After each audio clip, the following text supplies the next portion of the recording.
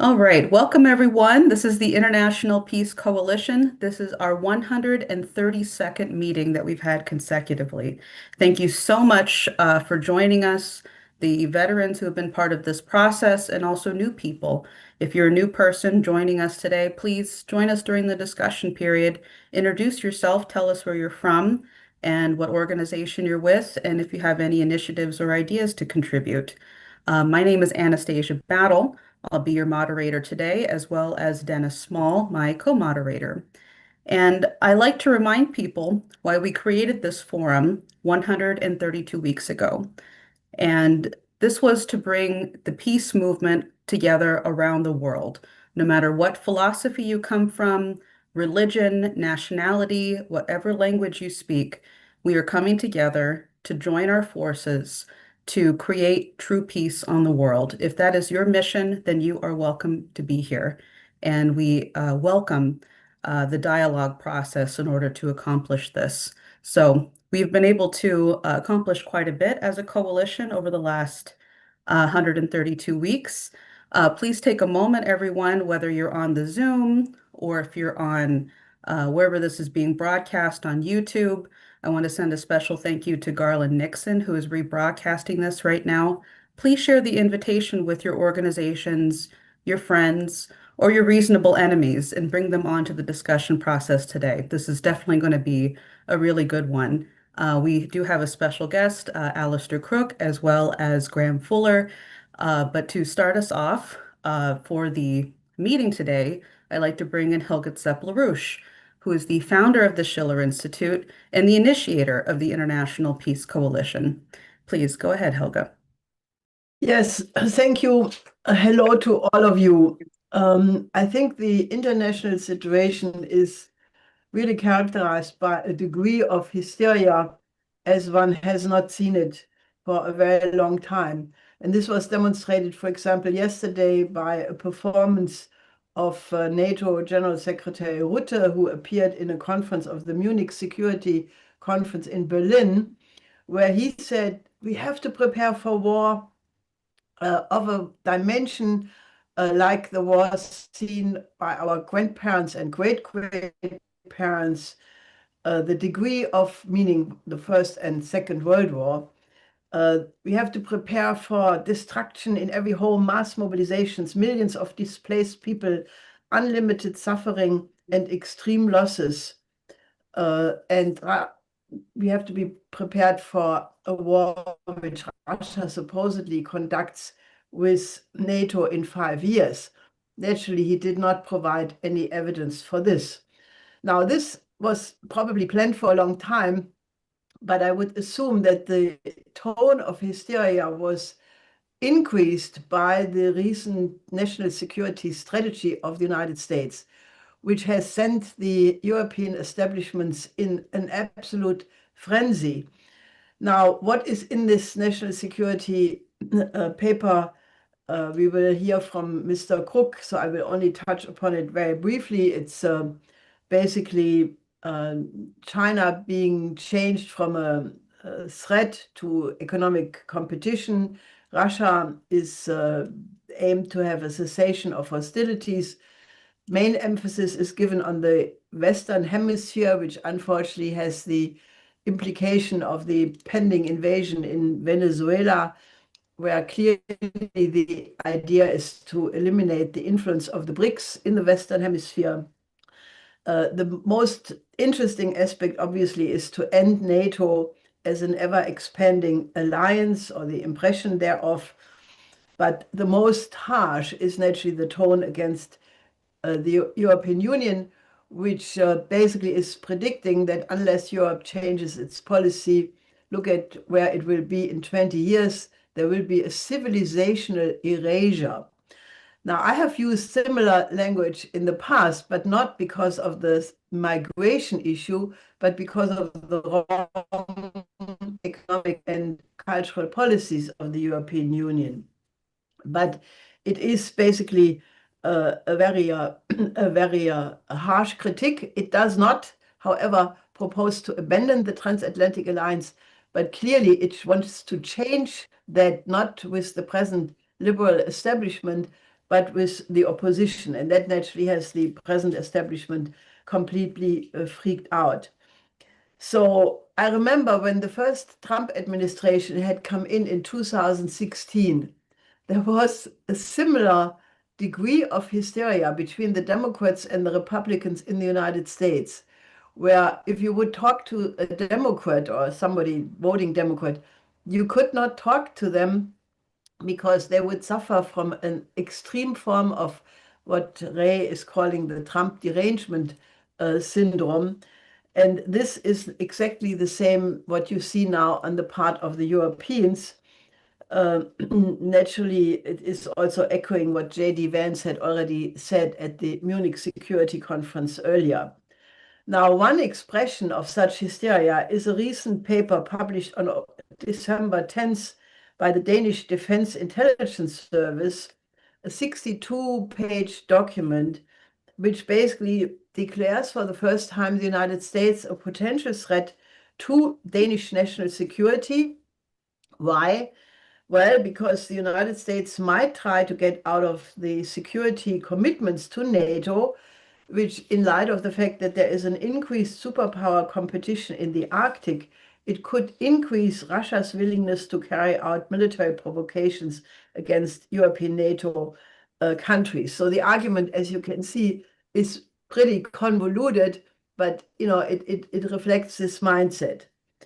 Now, other things going on in this present escalation. The EU, I think yesterday, on the level of ambassadors, decided to invoke Article 122 of the European Union Treaty, namely to declare a state of emergency. The reason why they're doing that is because that means there's no longer the necessity to have unanimity, but they could go for a qualified majority to confiscate, steal the frozen assets in Europe, the Russian assets. Now, there are only not only the 120 to 140 billion which are in the euro clear, but there are also the private assets of entrepreneurs and Russian privatiers, which altogether means there is a sum of 210 billion. And Prime Minister Orban of Hungary has already said that the EU is systematically raping the law. Prime Minister Fico said that his country would do everything to block the reparation loan to Ukraine. And Russians in the Bank of Russia have launched a lawsuit in Moscow at the Moscow City Arbitration Court, compensation for the damage inflicted by the EU because of the assets. That is, in my view, not yet the full extent of what Russia could do, because they already have threatened to go for countermeasures, confiscating assets of Europeans, and that could really lead to a very, very big crash. Now, otherwise, the role of the British is becoming more obvious, because one paratrooper died in Ukraine, and the British government had finally to admit that they have at least 100 British troops in Ukraine. Foreign Minister Lavrov basically said that they will draw the necessary conclusions out of that. And obviously, that means that if there are any, quote, peacekeepers from the NATO countries sent to Ukraine, that they will represent legitimate targets. Now, the main argument made in the NSS paper that the European governments are very small minority governments and have lost the legitimacy of the voters has been also demonstrated by a recent poll by the Frankfurter Allgemeine Zeitung, which shows that there is a massive loss of trust by the citizens at all levels, which would represent a threat to democracy. And they give the figures: 42% have trust in the Federal Council, 62% in the Parliament, the Bundestag, only 28% in the government. 22% in the mass media, and the Constitutional Court, which still has the highest support, is down to 62% from 81% 4 years ago. Now, I want to point to one other incredible thing, and that is that yesterday, on the 8th of December, a woman called Florence Gaub from the NATO Military Academy in Rome appeared at the 21st symposium of the Bundesverfassungsschutz, practically the FBI of Germany, where she says that there needs to be a big propaganda effort to increase the closeness of the German population to the intelligence services. And she says that in France, you have a TV show called The Bureau, which shows you how fantastic these intelligence people are. In Great Britain, you have the James Bond movies, but no such thing exists in Germany. And therefore, she suggests that a new TV series should be created to do that. Now, recently, there was a hearing at the Parliament Control Commission where the three heads of the German Secret Services, the Bundesverfassungsschutz, the BND, and the MAD, all basically emphatically warned along the lines of what Rutte had said, namely that Russia is a central threat to NATO, that there is sabotage, disinformation. And anyway, so if you remember in the call I had issued as an answer to the National Security Strategy paper, I had called for that especially after Admiral Dragone, the present head of the Military Commission of NATO, had called for preventive strikes against Russia. I said, now is the time to really leave NATO, because it should have dissolved already in 91 when the Warsaw Pact dissolved. And now that it has transformed itself from a defensive alliance into a clearly offensive institution, the security interest of Germany and every other country is no longer identical with what NATO policies are doing, which is risking a big war. And that therefore nations should leave NATO and replace it with immediately calling for an international security and development architecture based on the principles of the Peace of Westphalia, including the security and development interest of every single country on the planet. Because if you leave out any country, it will not work, as the Versailles Treaty and the Paris Conference of 1919 have proven, that if you leave significant countries out, it's just a pre-step to the next war. And I included in that call the link to an unbelievable video called From Foresight to Warfight, which is an AI-created outpouring of, in my view, schizophrenic insanity of mixing warfighting. And basically what it says is that war will be forever a crucial element of human engagement, that the manipulations of emotions and understanding are as important like the military denial of access to our spaces, that the actual battlefield of war is the human mind, and so forth and so on. So it's a completely insane a video, which I think people should watch, because it reflects the present mindset of those people who think they can make propaganda for NATO with such a video. And indeed, I did look up who wrote this script, and who did I find? Florence Gaub, the same woman who is now proposing a TV series to improve the relationship between the German citizens and the secret services. So I think that's a case of closure. And I think it will help, to get people really aware of what this NATO is heading towards.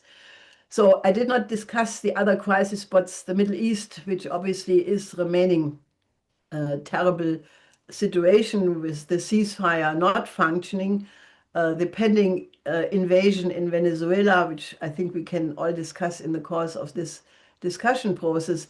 But I think the crucial issue is really, in my view, that given the absolute disarray of the strategic situation, the fact that there is this break with previous security doctrines of the United States, a disarray, and the fact that none of these papers addresses the legitimate effort by the BRICS, by the SCO countries to build a new system based on the UN Charter, on the 5 principles of peaceful coexistence, and the idea to create a world order worthy of the rationality and the creativity of the human species, which is why I think we need to really in earnest discuss how do we get to a new security architecture which takes into account the interest of all. Deswegen müssen wir zu einer neuen.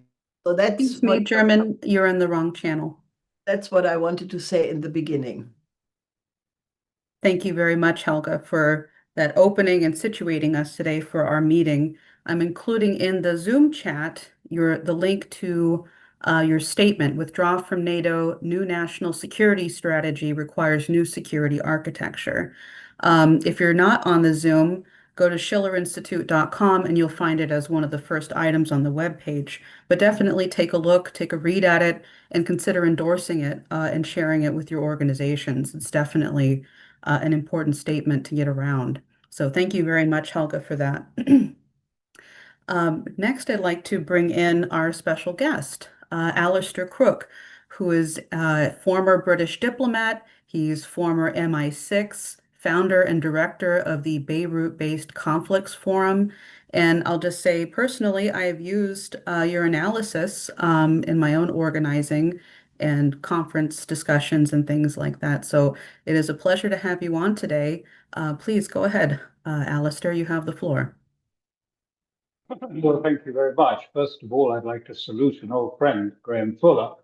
I haven't seen him for a while, but it's very nice to see him, and I'm grateful to him for suggesting my participation. And of course, thank you to the Schiller organization for having invited me. I'm going to talk about the national security statement and perhaps to cast it in a slightly different light from the one that many have chosen to portray. I think that this portends a new phase in the global conflict. I think it means that we are going to go into a phase which is less about what I'd call symbolic military might. I mean, aircraft carriers, missiles, all of the big symbolic props of war, and more about the big issue of which incoming global system and architecture will dominate in the future. And I'm suggesting that this has brought a new form of Trumpian geopolitics as a consequence. He called it, when he was in Riyadh, I think it was in May, Trump said that his transactional approach to geopolitics amounted to peace through commerce. And as we've just heard in the introductory comments, the NSS has shifted away from the emphasis on China and on the Ukraine, more to talk about or to discuss regional influence. And also a new concept in this, which is managing stakeholder interests in the interests of peace. It notably also eschews the idea of Western values. They just are not part of the process. They are an obstacle, as the NS said, and was part of the old form, which was to the disadvantage of the United States. Well, the question then comes, well, what does all this mean? What is this exactly, this peace through commerce? How does it play out in geopolitics? Well, first of all, I think to look at the NSS again, The strategic core of the NSS is the warning of imperial collapse. I mean, it's very obviously stated in the NSS. And there's a reference to Atlas in its images we see of Atlas holding up the globe. And it was intended to say that the United States cannot shoulder this burden any longer, and that it has been too much. And what is more, they say it was a mistake having tried to shoulder this sort of burden and at the same time have, if you like, a welfare state and the whole expenditures that are associated with being a hegemon. So having said that it can't be shouldered any longer, the NSS Israeli essentially tries to construct bypasses to the essential economic structural contradictions that has brought the United States precisely to this path whereby it cannot sustain the empire. And these are to deal with very deep structural contradictions. And I'm not suggesting the NSS solves these structural contradictions, but it's obvious that they are there. And the structural contradiction is essentially a burgeoning debt and an out of control fiscal matrix, which without a solution ordains essentially that the empire will fold, will implode. So the starting point really of the strategy is to acknowledge that sanctions have failed. The sanctions continue, but it's clear that they have failed. And it makes it plain that the attempt to lock China, and by extension Russia, out of the economic loop has failed precisely because they adapted.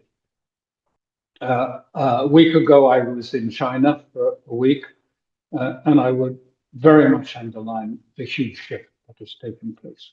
They have indeed adapted in a radical way, which gives them leverage, more leverage than that of the United States.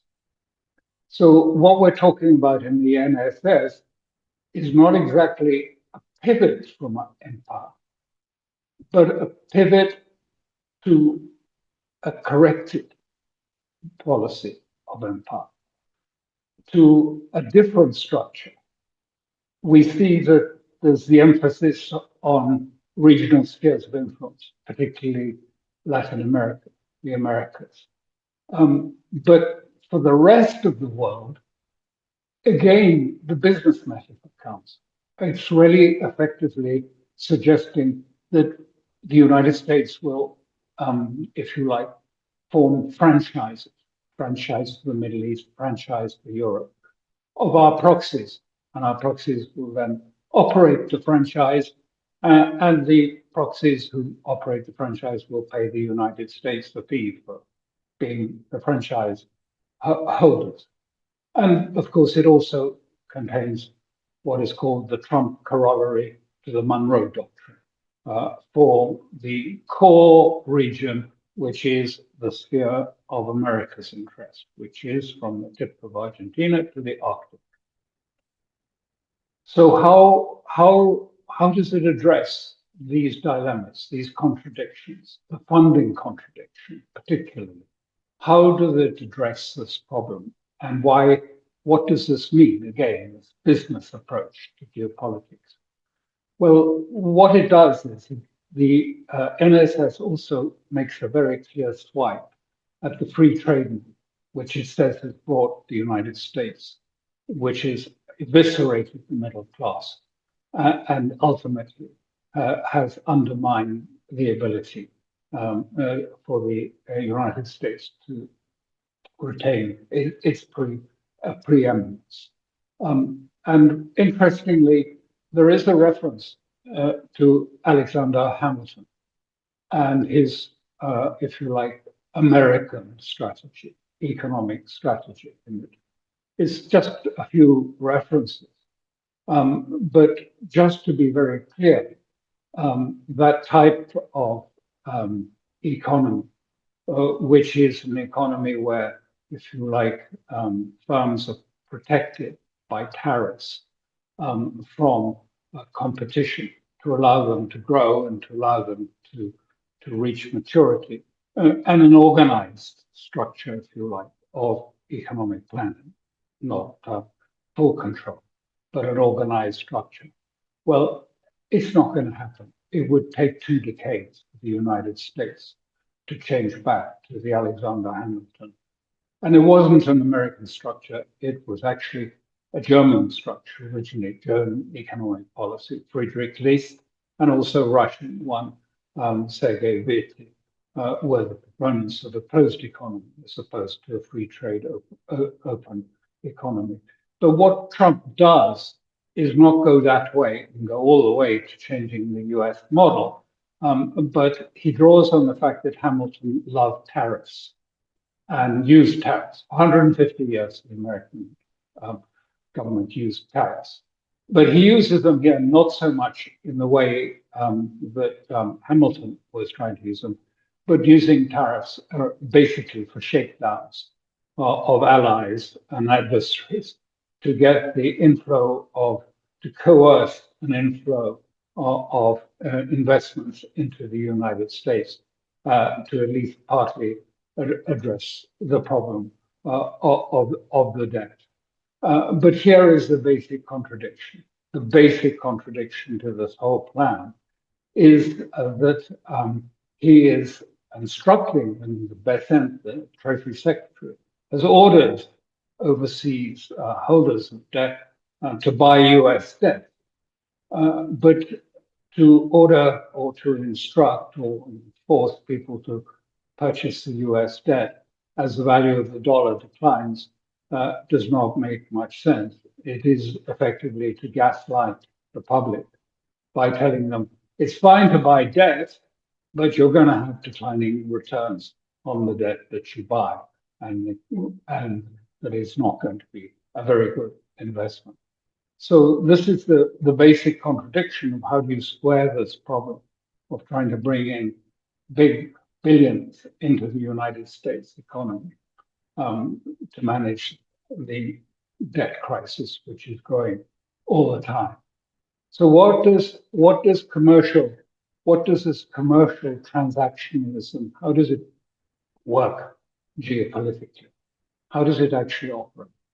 Well, I think we see this, first of all, in one sense in Ukraine, because where in Ukraine we have seen very much the business approach being attempted. The aim there of Witkoff and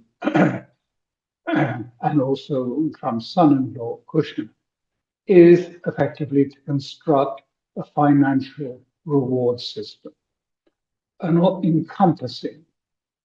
They see, and Trump sees, the problem of Ukraine essentially being one of money, of finance, and who gets the money and who doesn't.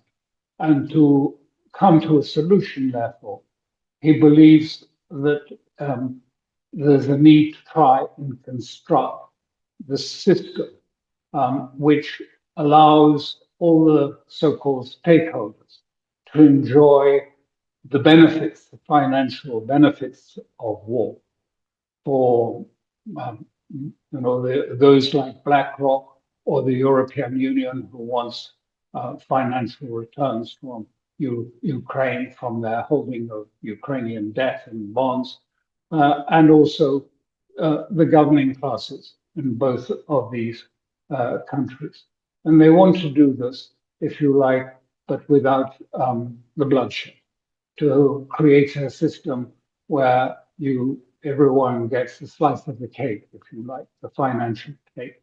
In this case, it's two things. One is, for example, the frozen assets. Some of that is being claimed now by the United States, and that 50% of the value of 100 billion will come to the United States. and then Europe can get another part of that too. And in this way, to try and please all of what he calls, or what Witkoff and Kushner call the stakeholders.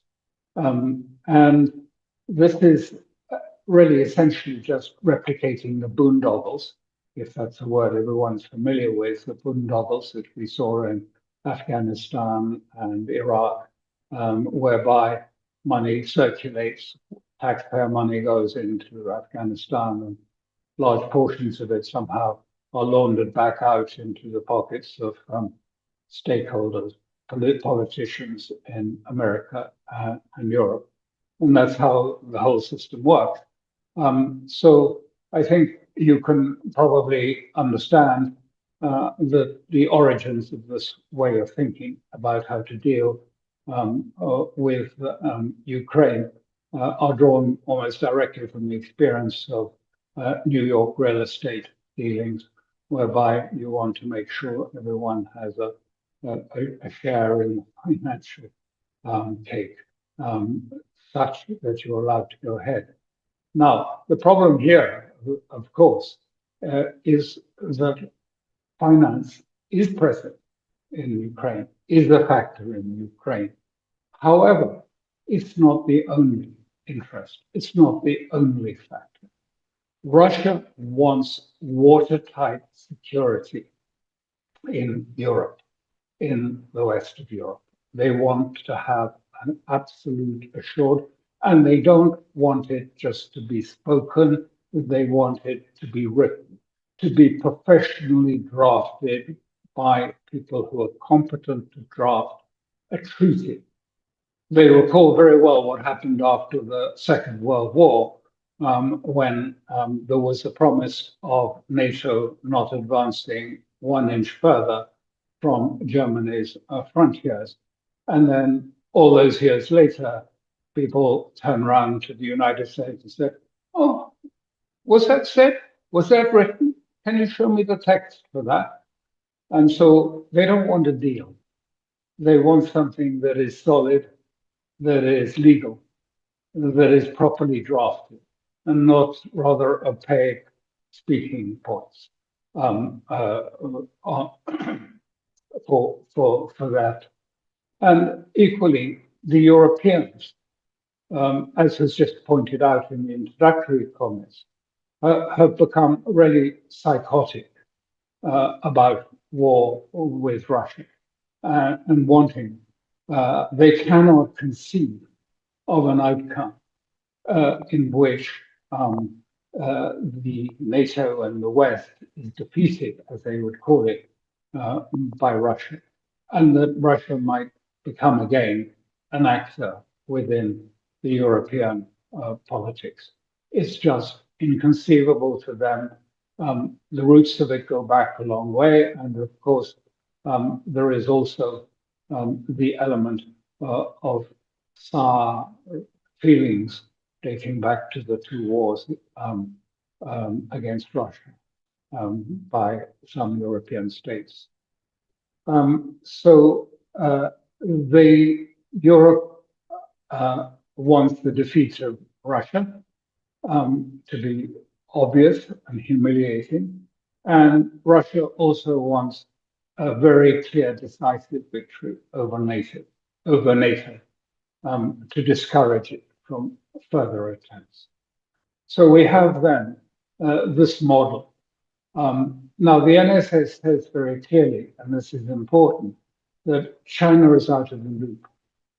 But it isn't. It's in the loop. It's on the table in Venezuela. The background to this is really very important, is that this summer, Maduro offered Trump full participation of United States companies in gold mining companies, in oil and all energy companies of Venezuela, and of all commercial, if you like, enterprises. Full participation of American companies. That was on offer. Trump actually said, yes, he offered everything. it was not just everything. It was, if you like, the complete surrender of resource sovereignty to the United States. And what was Trump's answer to that? A hard no. Sorry, we don't want it.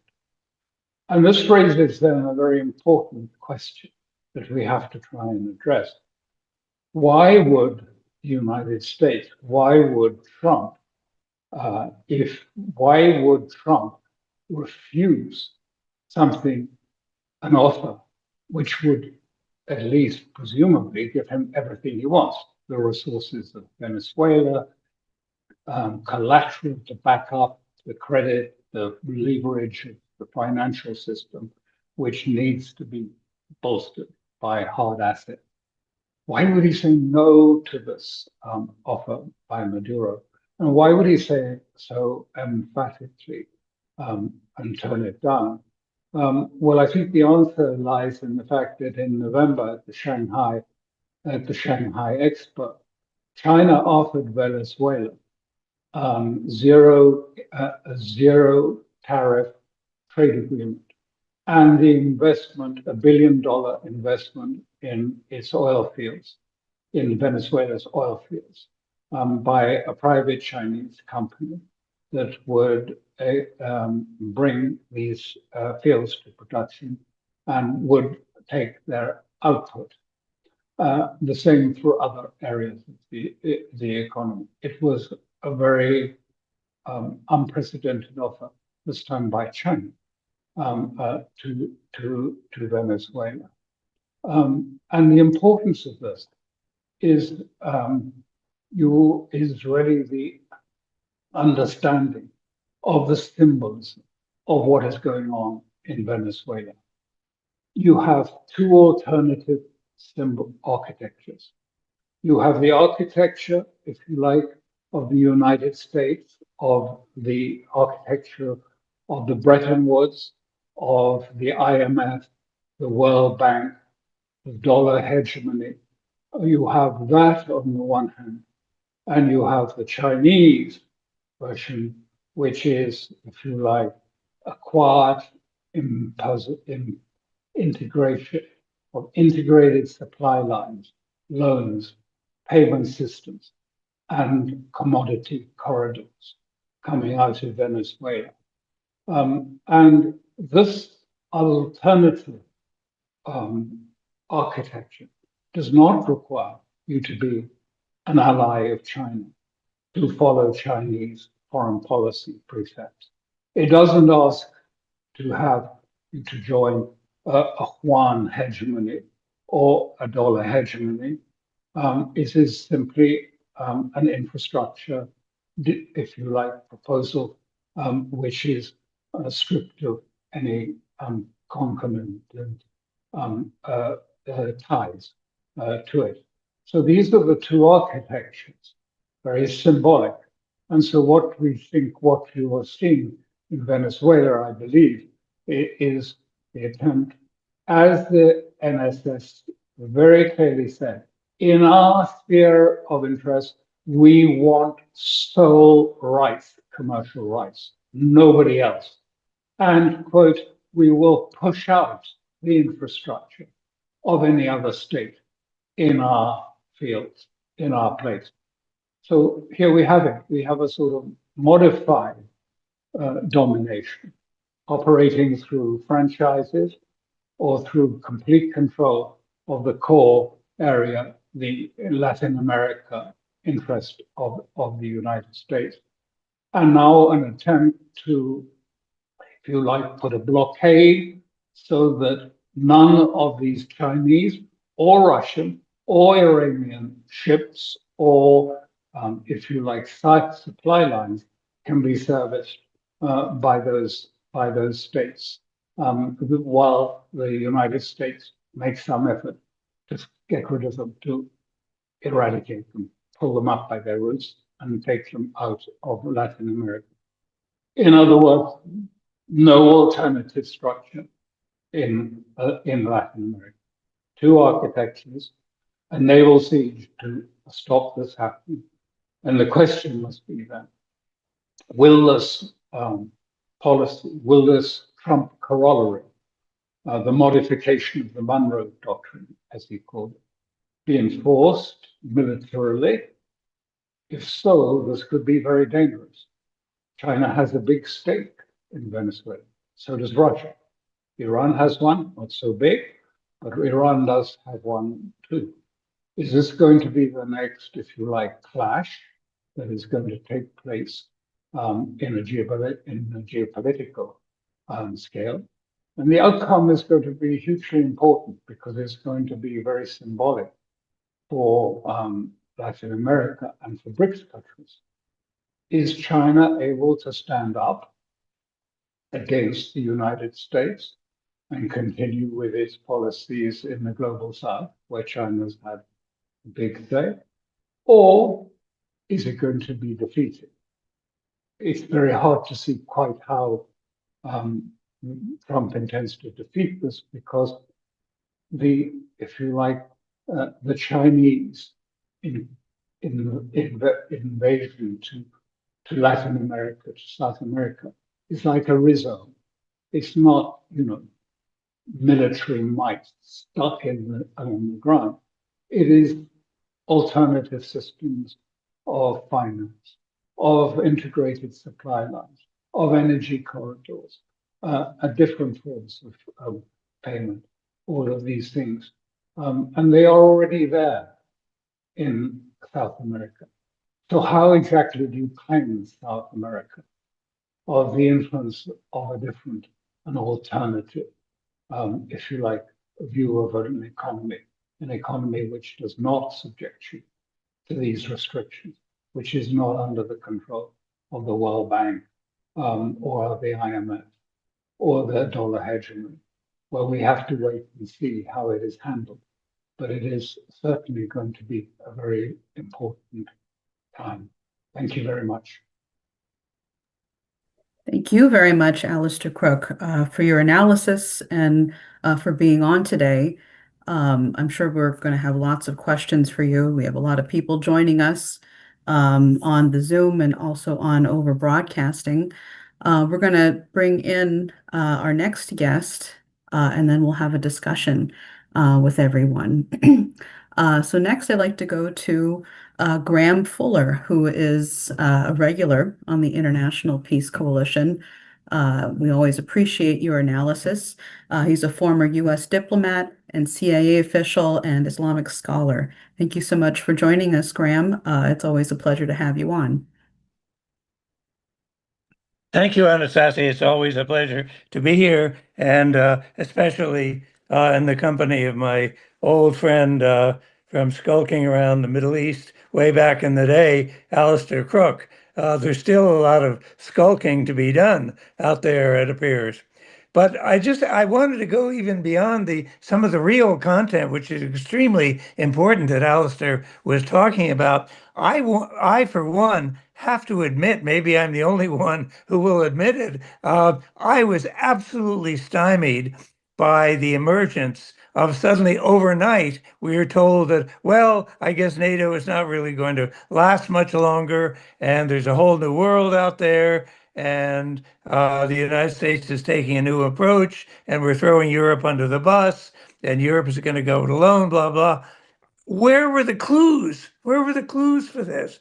Maybe other people saw them, but I didn't. The New York Times, well, for all the New York Times, my cat loves the New York Times, but for all the quality of mainstream media, whatever it is, there was really almost no reference in the media or in the such fora like the Schiller Institute or any number of very fine talk and discussion shows that we've heard. Almost no hint of that. Whereas this has been, I would argue, revolutionary in its impact, probably the most important geopolitical development, at least conceptually, since the fall of the Soviet Union. I mean, it leaves us all, where are we? What's going on? I mean, Trump, who's never known to be quiet about these issues, there was never a hint of this much going on. I don't know that Trump really understood it. Is this Witkoff's financial mind that has been holding this in for a long time, but suddenly brought it out. But there was no, excuse me, my voice is, there was no serious building up of a foundation of saying, folks, we got to rethink this. Even very traditional organizations like Foreign Affairs or whatever, I would argue there's been simply no discussion of these intractable problems and what huge long-range solutions might come out of it, including the relationship of Russia and to the EU. I don't even. I'd like to get Alistair's and others' comments on this kind of thing, but I think really part of it comes down to something that I've often mentioned in previous sessions, Anastasia, as you know. I've long wondered where in hell Europe is going. Who does Europe think they are? Have they lost all sense of identity, of purpose, of direction, of history? It seems that it has. And furthermore, that they seem to be utterly blind to the emergence of Eurasia in terms of BRICS and the Belt and Road Initiative and all of these things, and has been urged all along by the United States, stay away from China, it's bad news, don't deal with them. And suddenly, I mean, is Europe now to understand that their future, if they're smart, is to deal with Russia? I find this quite fascinating, even if late in the day. But this would be an entire topsy-turvy to the kind of talk that we've seen in the West about the nature of relations between East and West. And I've long felt that Europe turns into a pathetic little tail, a wiggling tail at the end of a vast Eurasian continent. I don't know where their place could be, would be, will be, wants to be in all of that. But all I'm saying is I'm frankly almost shocked, if you will, by the suddenness, the boldness, the many uncertainties of all of these new factors that are floating around in this supposed new order. And maybe, Alistair, you might just have one or two words to say about where has all this been going on? Who has been hiding it? Who has been the author? Who is the architect? Surely not Trump. Go ahead, Alistair, if you have a thought on this. You're muted, my friend. I'm There we go. By the way, I would just like to say that I've written a slightly longer version of what I've just spoken to you about, but it's not there under my name, it's there under Conflicts Forum. If anyone wants to read it in great length, it's under Conflicts Forum Substack. But the answer to your comment, I think, is first of all, there was a big shift round about 1999. When at the time of the bombing of Belgrade by NATO, without any sanctions from the Security Council.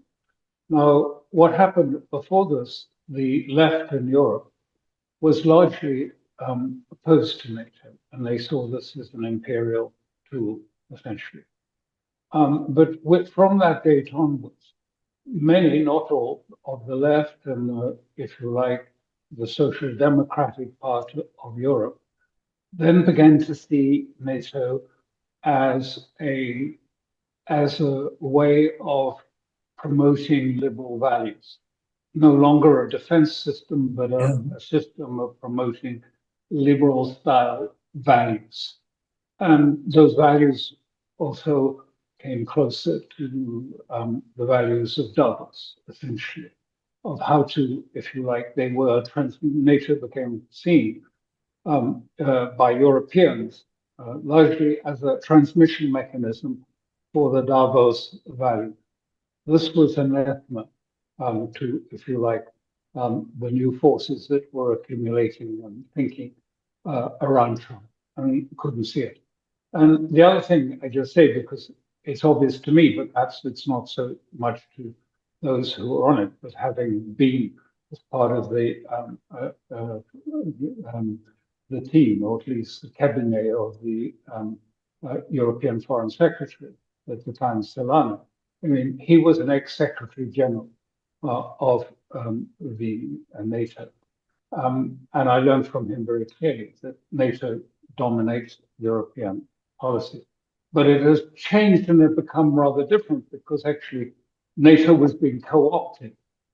And it's obvious because if you go to Brussels, you'll see Lipsius building on one side of the road, NATO on the other side of the road, and on the other side of the roundabout is the Commission.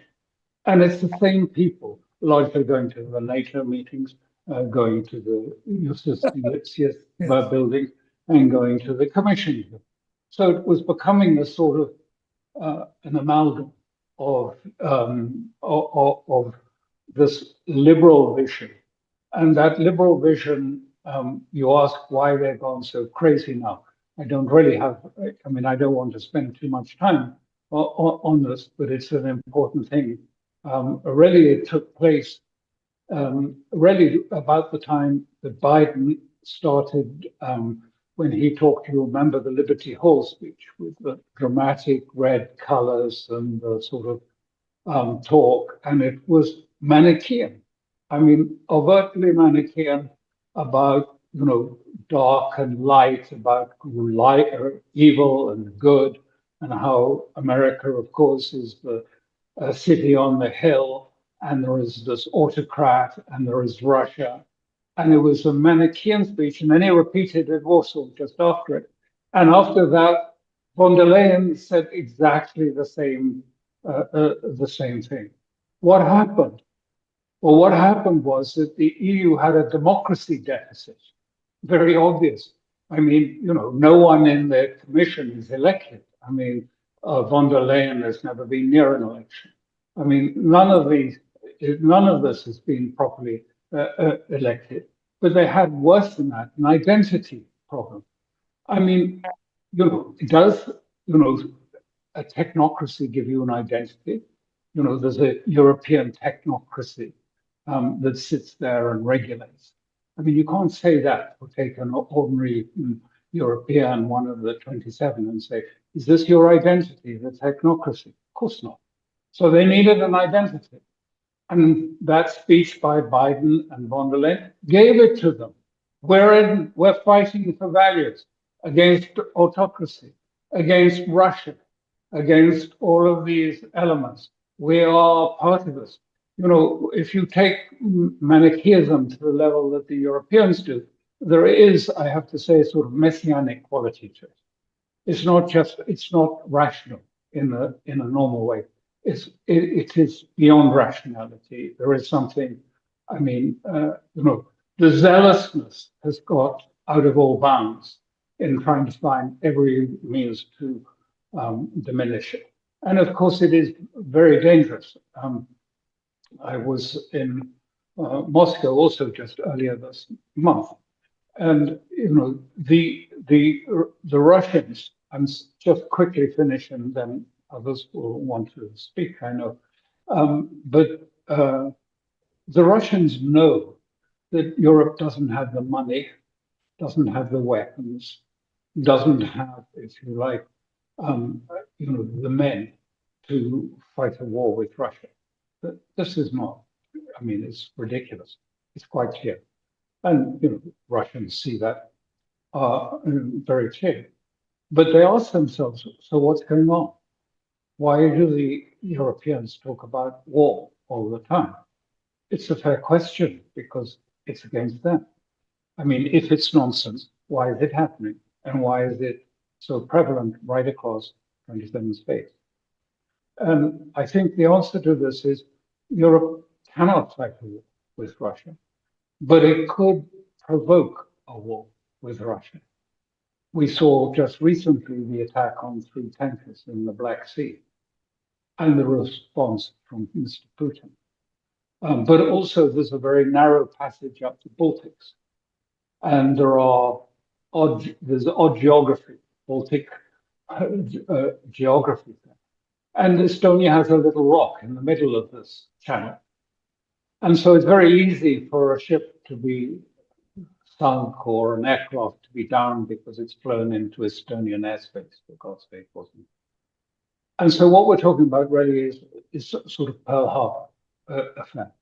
The aim is, as Churchill had hoped, that Pearl Harbor was a means to bring America into the war against Germany.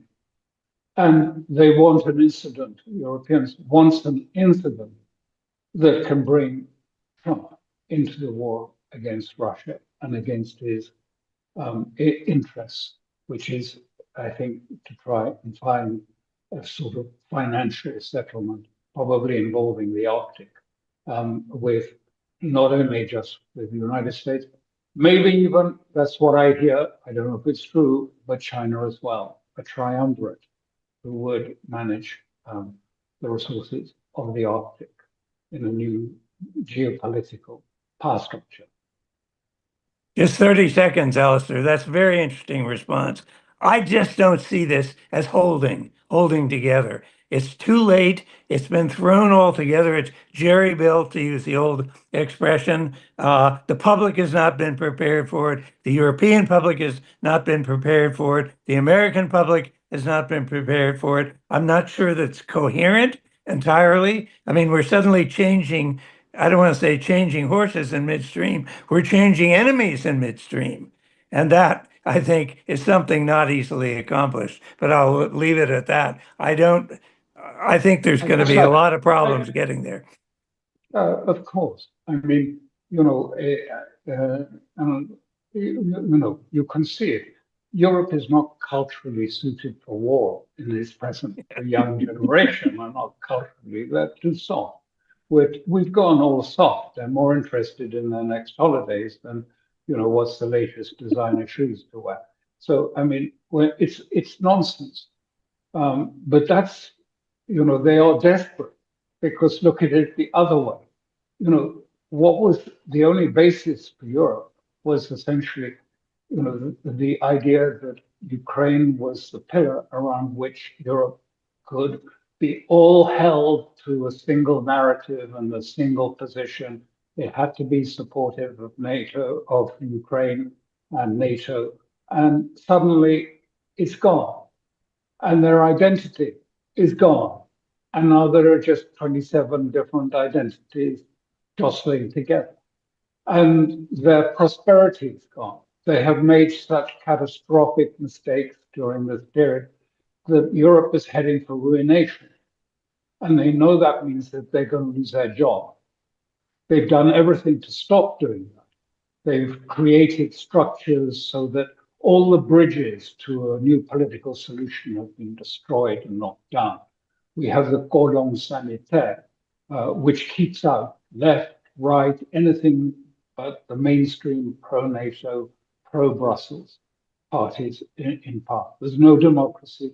There's no, if you like, it's become totally, it's only I can say is that it's ironic that they rail against autocracies around the world when they themselves are a very good example of an autocracy these No days. kidding. One that will not tolerate any contradiction or any dissent.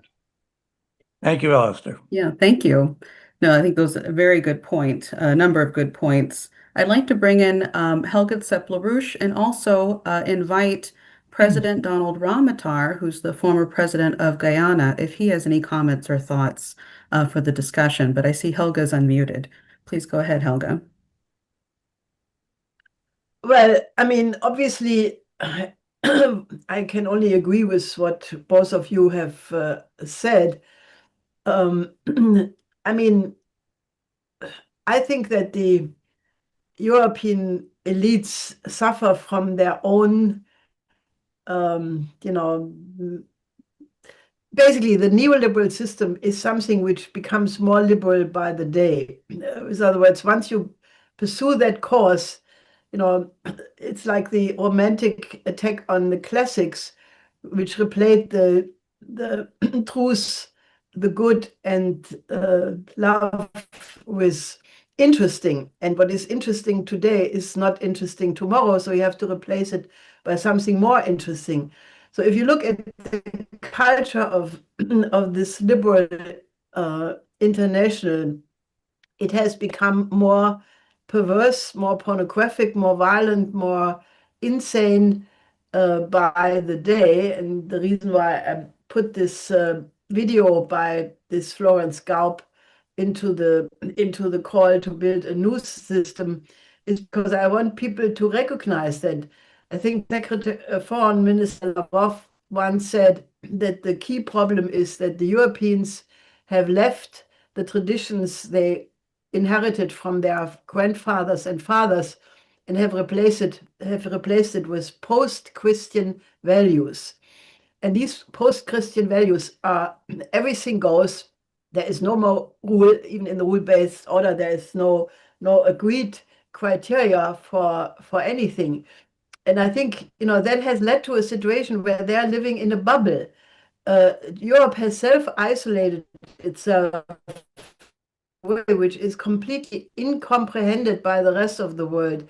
When you're talking to people from Asia or Africa or Latin America, they say, what is going on with these Europeans? Don't they see that they have completely isolated themselves?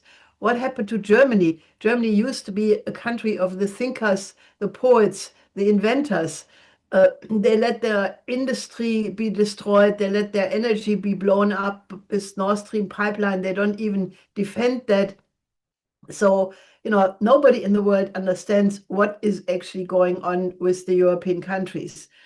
So I think that, in my view, one needs to address this cultural dimension, because the only hope I can see for Europe would be that we go back to our best traditions, like the Asians are doing.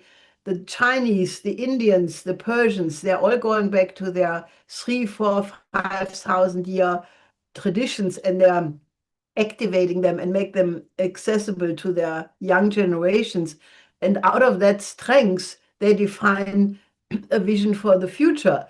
Europe has neither. We have cut ourselves, well, it was not we, it was the Congress of Cultural Freedom and similar organizations which derooted the Europeans everywhere from their own culture, and we are suffering the result of it. Now, I think that is a whole other discussion. How did we get there?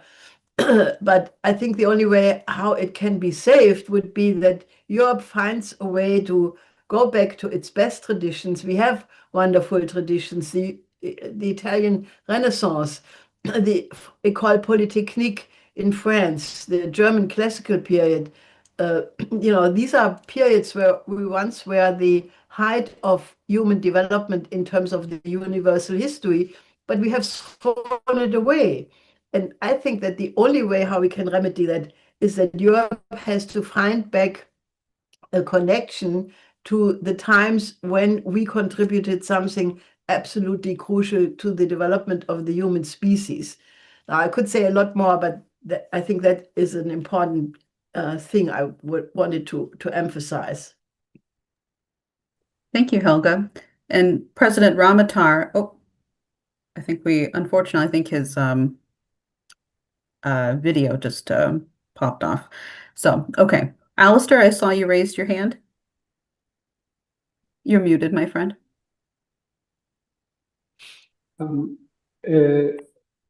What you say is, I think, correct, but I think you underestimate. What is happening is a revolution in Europe.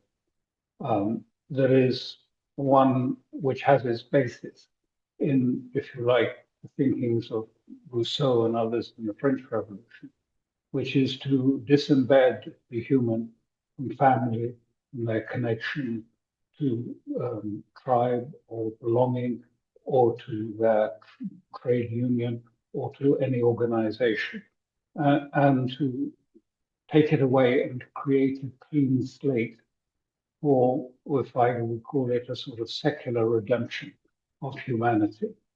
And this is the revolution that is going on. These are our Bolsheviks in Europe. And it is a revolution that is gaining some power. And I would compare it to St. Petersburg in 1917, February, the situation in Europe at the moment. And if you went to the court of the Tsar and you looked at the Romanov ladies sitting there, you'd find they were wearing little red ribbons on their jackets.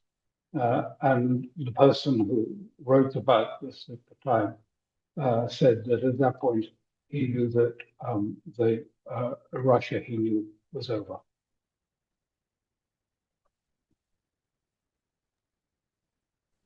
Helga, I don't know if you have a response, but we can try President Ramatar again. I know that he had something to say. Sorry. Hi. My if I break off my connection, my internet seems to be giving me a lot of trouble here.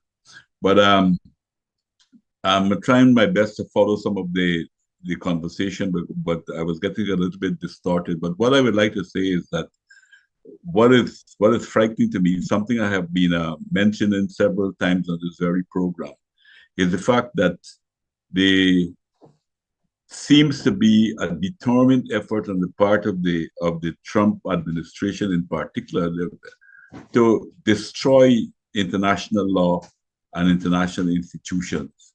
And this is the latest attempt here at seizing the Venezuelan ship. I think it's a horrible position, and it's taking us into a direction that can go in very, very different ways. Other countries can start doing these things, bigger, stronger countries to weaker countries, and use this as a precedent in what is taking place in the world today. So the document that the Trump administration put out is not totally, absolutely bad, but there is for our Western Hemisphere, and particularly for Latin America and the Caribbean, it is actually establishing the United States as the colonial power for all of us, and telling us that they will have a right to intervene militarily into our position, our countries, whenever they don't like.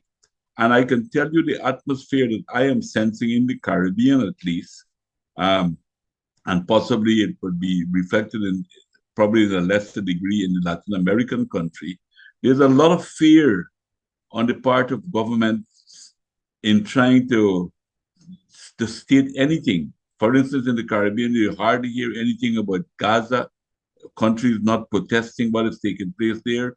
Nothing is, even with this Venezuelan crisis, the Caribbean countries have been relatively very quiet, largely because they're afraid of what the Americans can do to them at this point in time, and what they will do, not only the question of overthrowing them, but maybe the slow motion overthrow by using sanctions, by damaging the economy and creating a whole set of problems in their countries.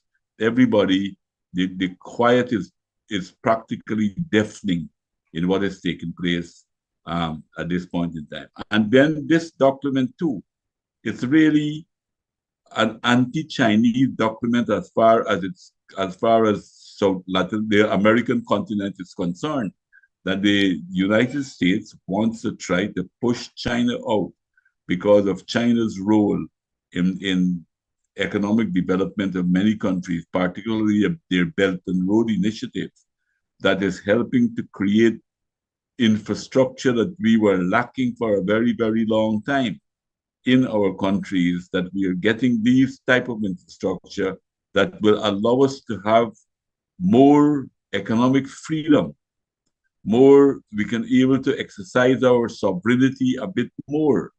And I think that this is a condition that is not finding favor within the American administration. And they want to, as far as possible, to try to remove China's influence.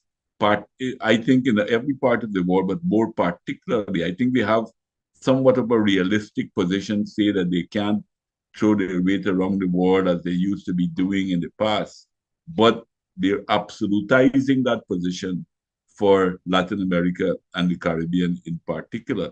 So I think we have some very, very difficult days ahead of us, where particularly countries like my own country, like Venezuela, even Brazil, big as it is, but countries with natural resources, I think from the document that I read,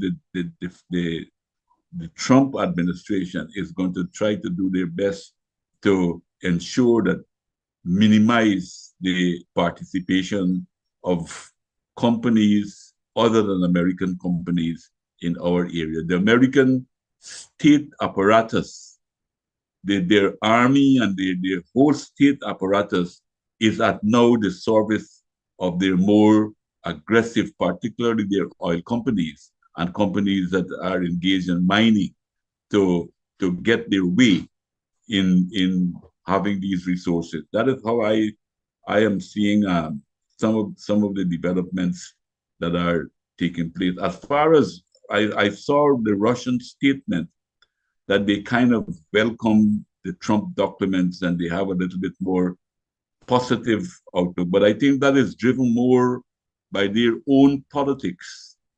And because I don't see any other American leader, politician who can possibly become president that will have some of the same kind of realistic position that Trump has as it relates to Russia-Ukraine issues. Remember, Biden had a horrible position, but this whole problem began even from Obama time, because of I think the control of the deep state in this direction. Trump, the one good factor about Trump is that he has a more realistic view on Russia-Ukraine than probably most other important leaders in Europe and America. And he wants to bring that thing to an end.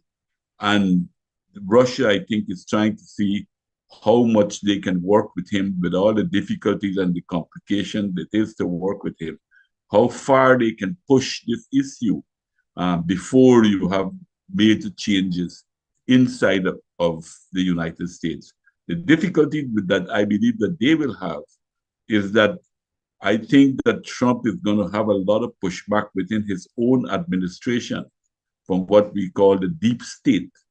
And they will do their best to try to drag their feet and to try to sabotage some of that direction there. But why I think that is very important, largely because what Russia and what America is, as far as nuclear weapons and the type of weapons that they have at their disposal.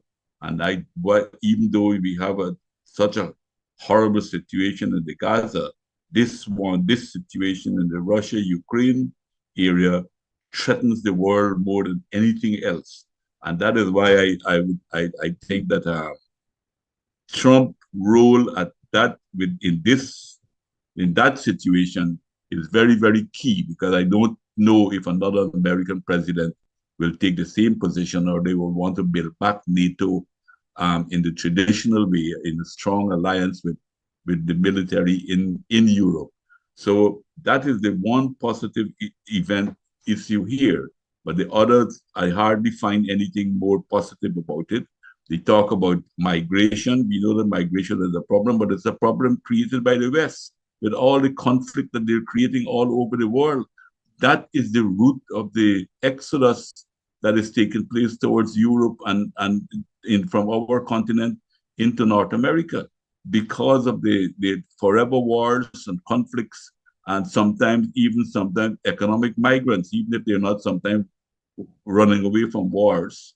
They are economic migrants because of some of the situation that we have. And that is where I think we have to focus the attention to. They got to stop these unnecessary forever wars, where on the one hand, they're trying to destroy our countries, to take over the resources, and on the other hand, creating misery for those who are trying to escape the type of conflict.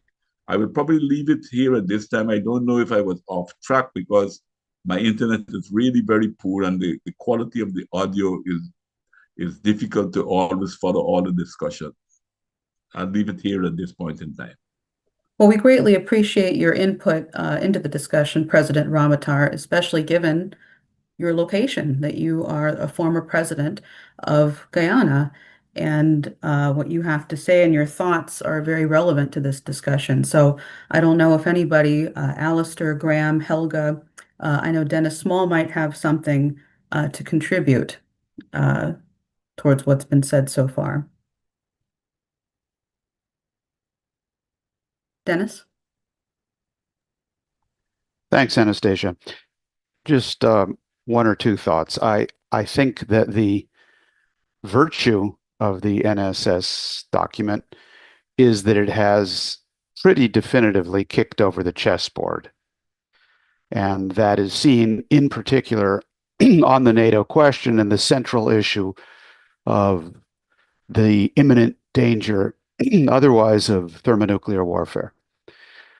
What it has certainly not done, nor should we expect it to do, is to give an idea of how to put the world back together again. And that's really the issue that is positively posed by having kicked over the chessboard. How do we put this back together again? What kind of a new international security and development architecture is required? I want to pick up on one of the central points that Alistair was making, because I think it is absolutely essential, which is what he referred to as the fundamental crisis that is not resolved, referring to the burgeoning debt.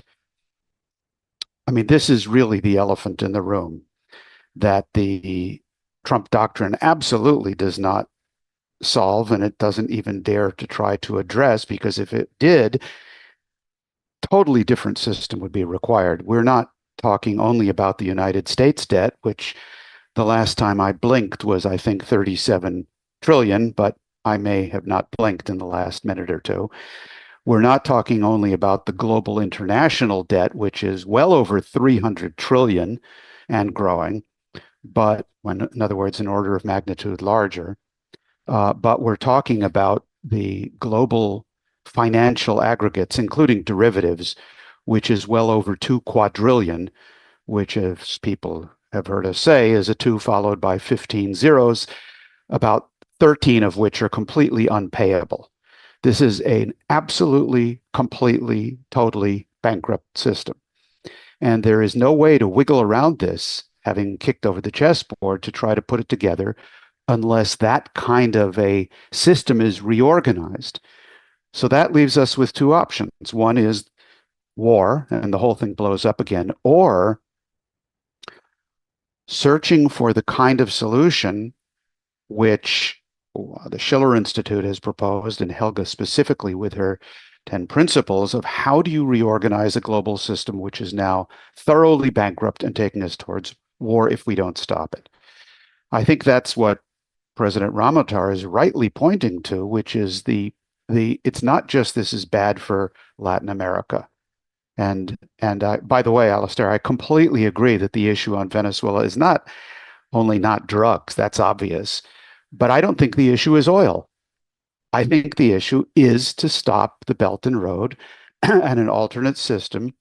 And Venezuela is really only a first step. What they're really going for is Brazil.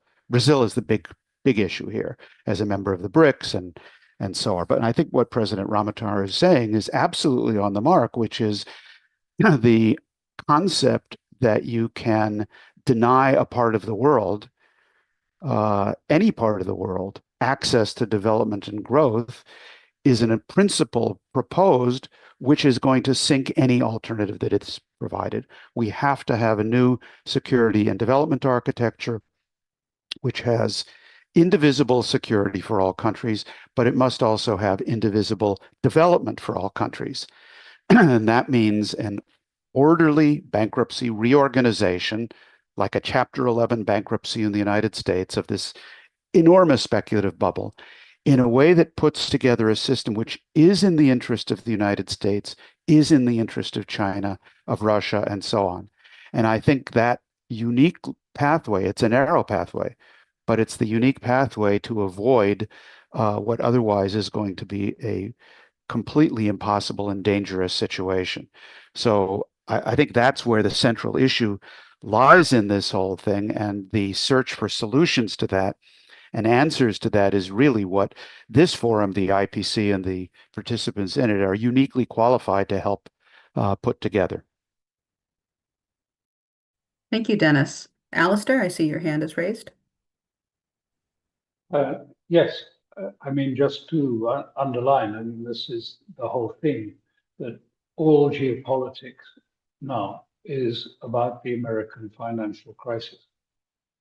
I mean, all of it is centered around finding a solution to this or impasse. But I do think that what you're seeing, that Russia and China are trying to find, if you like, a way to establish communications. There are no proper communications between China and the United States at all, no track to. There are contacts, people who have no standing, no mandate that they can talk to. And the Russians are very aware of that. The Chinese, too, are very aware of it. So I don't think there's any single solution.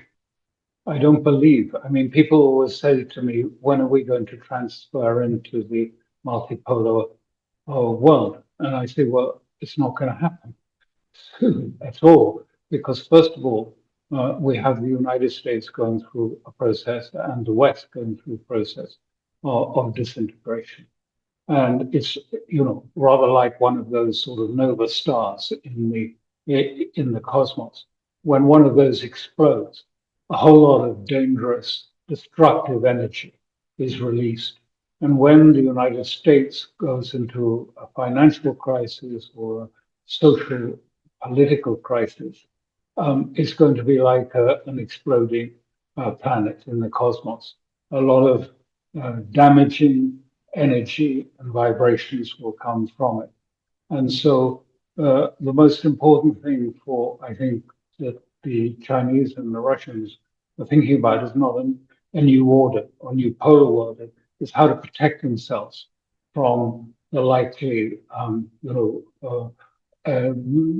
dangerous and damaging vibrations that are going to be spreading out across everywhere as the West implodes. So I think at this time it's probably too difficult to move to a new structure. We're still at the point where actually the two, if you like, financial systems are being kept completely separate. The Chinese have a financial system. I saw it and I talked about it at length when I was in China earlier this month. I mean, they could spread that across the whole of Central Asia with no problem. But they don't want to do it because they don't want to, the state, because they don't want to, provoke a sort of automatic reaction. Oh my God, it's 9/11. They've gone and undermined the dollar. They've attacked the dollar. We can't have that. What can we do? So they're trying to do this very carefully and slowly. But I don't think that there's really the ability to sort of move to multipolar. I think we've still got of the disengagement process that is still unwinding at the moment and may get much more severe because there's a great deal of anxiety in China and in Russia about the United States, which seems to be becoming less and less stable, and about a president that seems to be becoming somewhat less stable. I don't mean it in a sort of psychological sense, but his statements and his tweets make it very hard for other states to be able to sort of plan or have some structural engagement because he changes every day and there's a new topic on the agenda. And this isn't just I'm not doing it's not a cheap criticism of Trump. I'm just saying the reality that, it's very hard to deal with someone.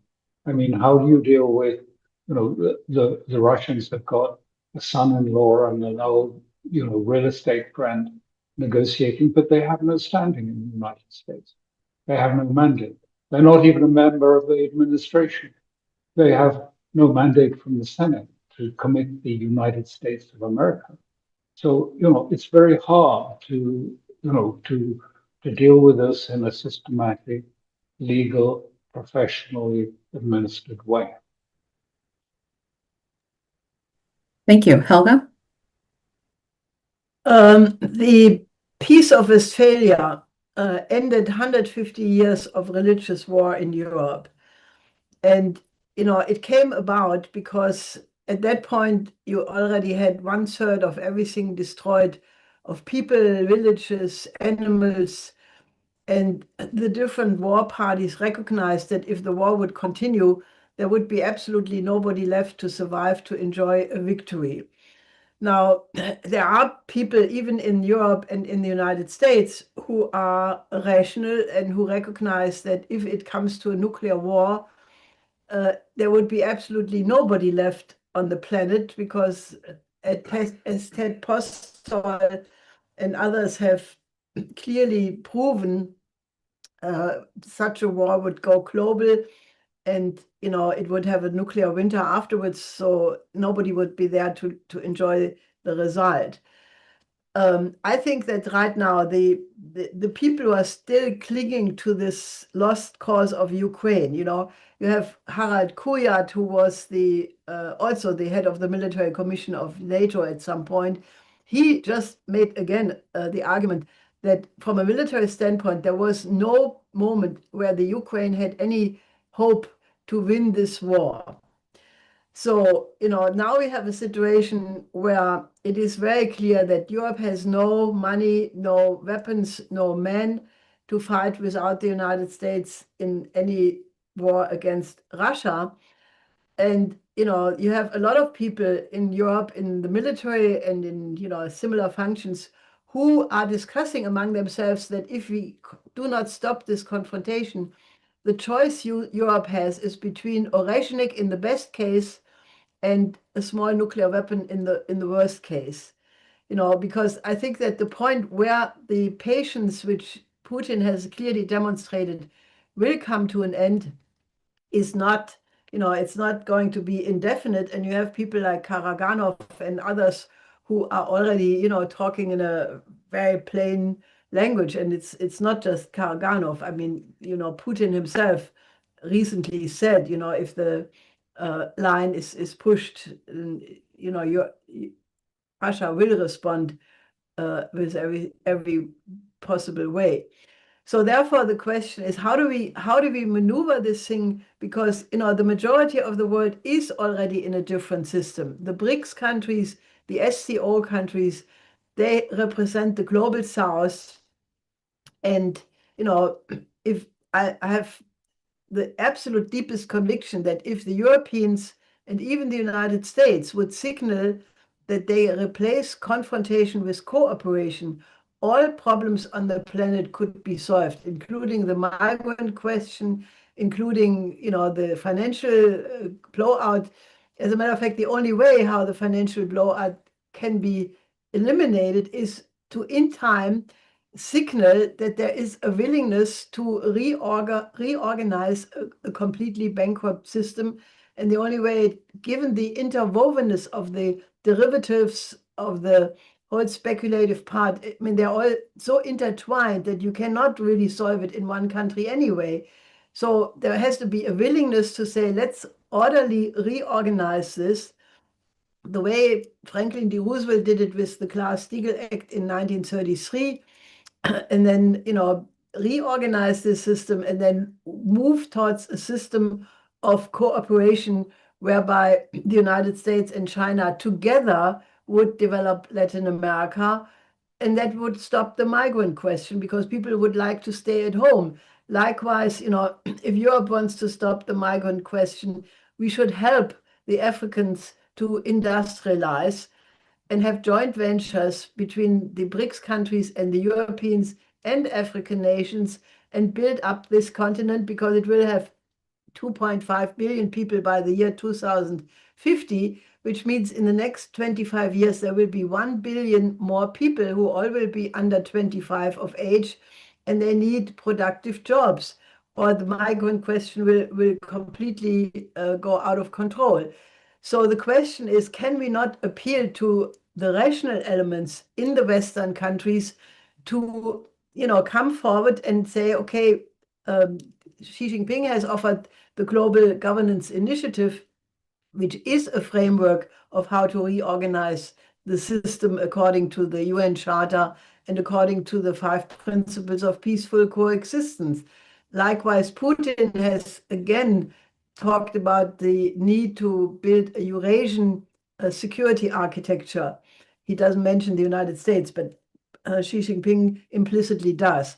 So my only interest in this whole question is not to analyze, forever why all of this doesn't function. My interest is, how can we intervene the thinking people on the planet to basically show the alternative.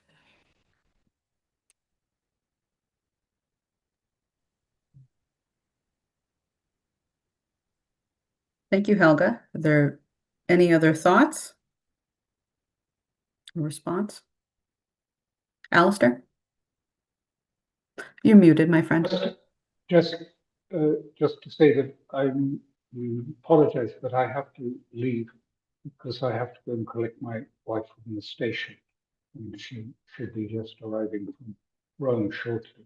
So if you will excuse me, I will leave the session now. But I found it very interesting, enjoyed it immensely, and thank you very much for having me. But I'll just say goodbye to everyone for now. And I'm sorry if I have to go, but it's rather cold out in Italy at the moment. I don't want to sit on the pavement for too long. Thank you very much. Well, thank you for joining us, Alistair Crook. It was a pleasure to have you on. I did include your Substack in the chat. People can go to it at, let me pull it up here, conflictsforum.substack.com. Thank you so much for joining us. Thank you. Bye. Bye-bye. Okay. Well, we are hitting 12:40. I wanted to see if there's anything else to contribute to the discussion before we continue to the Q&A. I see some questions that have come in and some other thoughts. Is there anything else that people would like to contribute?